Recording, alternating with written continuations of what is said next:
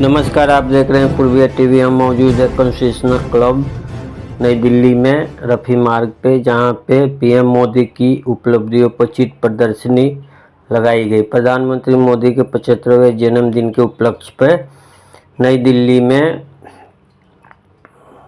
प्रधानमंत्री नरेंद्र मोदी के 75वें जन्मदिन की पूर्व संध्या पर उनके 11 वर्षों की उपलब्धियों व सुशासन पर दिल्ली स्टडी ग्रुप द्वारा संकलित चित्र प्रदर्शनी लगाई गई। यह आयोजन दिल्ली स्टडी ग्रुप अध्यक्ष डॉक्टर बीजे जॉली के नेतृत्व में संपन्न हुआ। इस चित्र प्रदर्शनी का उद्घाटन प्रख्यात भारतीय पत्रकार व प्रमुख संपादक दूरदर्शन समाचार श्री सुधीर चौधरी ने किया। आइए देखते हैं।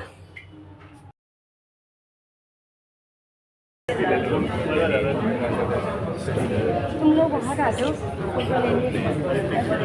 कोशिश की, बहुत अच्छी कोशिश है।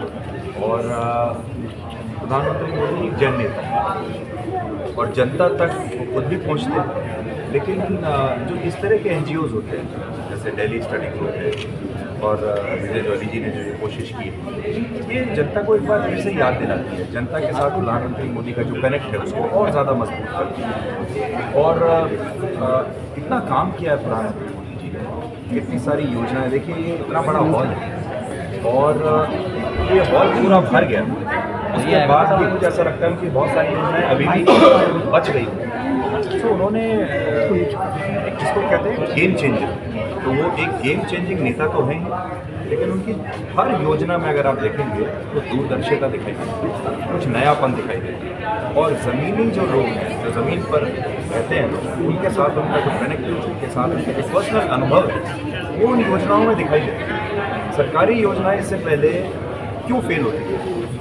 क्योंकि वो हवा में बनती थी और उनको बनाने वाले जो लोग वो कभी आम जनता के साथ उन्होंने समय नहीं बिताया, कभी वो उस धरातल पर रही।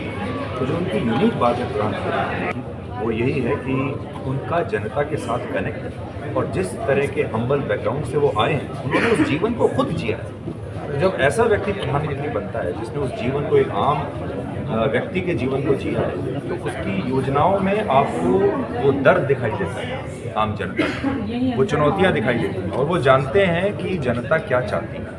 तो ये सारी योजनाओं का एक रिवीजन, एक पत्रकार के तौर पर जब ये योजनाएं आई हैं, अलग अलग समय पर लॉन्च हुई हैं, मैंने इन सब योजनाओं को कवर किया। इन सब योजनाओं को हमने बहुत ठीक से पढ़ा और फिर जनता को हमने ये एक्सप्लेन किया कि ये योजनाएं कैसे गेम चेंजिंग योजनाएं हैं, कैसे ये पूरे भारत को ट्रांसफॉर्म कर देंगी।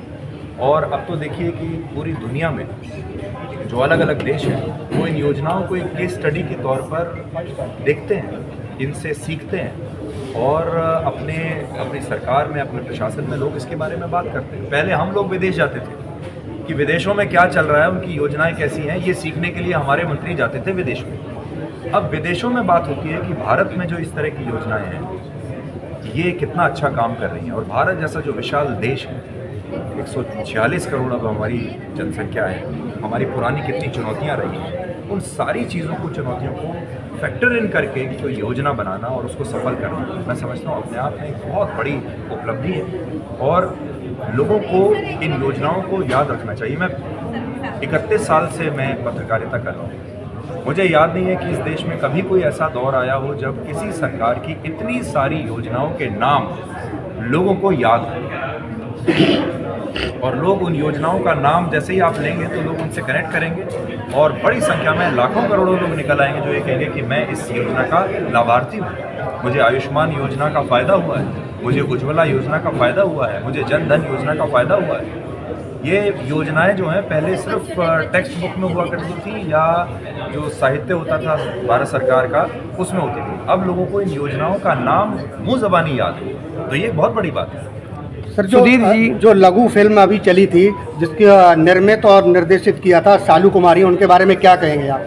देखिए, मैं मीडिया से हूँ और मैं जानता हूँ कि जब आप कोई फिल्म बनाते हैं या कोई शो बनाते हैं तो सबसे बड़ी चुनौती ये होती है कि उसको कैसे सटीक रखा जाए, उसको कैसे दिलचस्प बनाया जाए, कहीं वो ज़्यादा लंबी ना हो जाए, कहीं ज़्यादा छोटी ना हो जाए, उसका प्रोडक्शन बहुत अच्छा होना चाहिए, उसकी स्क्रिप्ट राइटिंग बहुत अच्छी होनी चाहिए। तो शालू जी ने जो ये फिल्म बनाई है, मैंने पूरी देखी और पता ही नहीं चला कि ये फिल्म कब शुरू हुई और कब ख़त्म हो गई। बहुत अच्छी तरह से उन्होंने प्रधानमंत्री मोदी के उपलब्धियों को कुछ मिनटों में समेटने की कोशिश की। सुधीर जी, आप पीएम मोदी के बहुत करीब रहे हैं और बहुत अच्छे से उनके साथ पत्रकारिता का अनुभव आपका रहा है।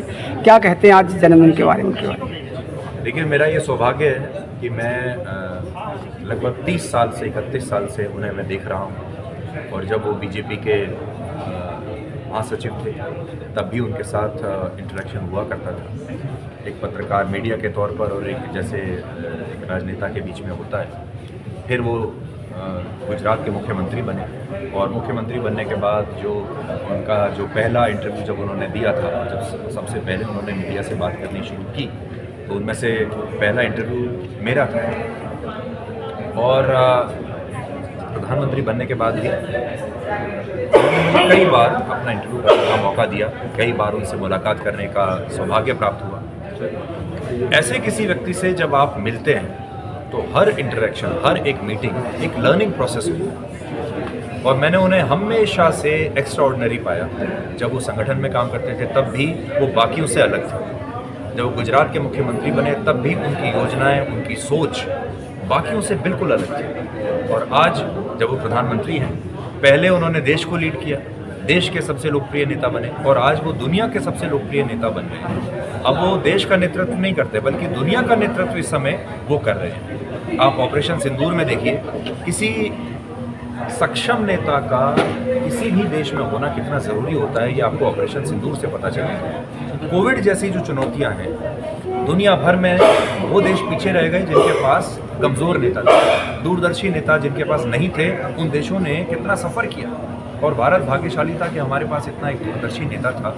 उतनी बड़ी चुनौती, तो कोविड इतनी बड़ी चुनौती रही। इसके बाद ऑपरेशन सिंदूर में अभी आप देख रहे हैं, इसके बाद आप देखिए कि जो टैरिफ वॉर चल रहा है, कैसे बड़ी बड़ी चुनौतियों से देश को निकाल लेना और देश के लोगों को इन चुनौतियों के बारे में कभी उसका दर्द महसूस नहीं होता क्योंकि वो एक कुशन की तरह अपने आप को सामने रखते हैं। तो उनका 75वां जन्मदिन आ रहा है और जिस प्रकार से मैं देश में देख रहा हूँ कि आम जनता उत्साहित है उनके जन्मदिन को लेकर, इससे पहले मुझे नहीं लगता कि किसी और नेता के जन्मदिन को लेकर देश में इतना उत्साह कभी रहा हो और इससे उनकी लोकप्रियता दिखाई देती है।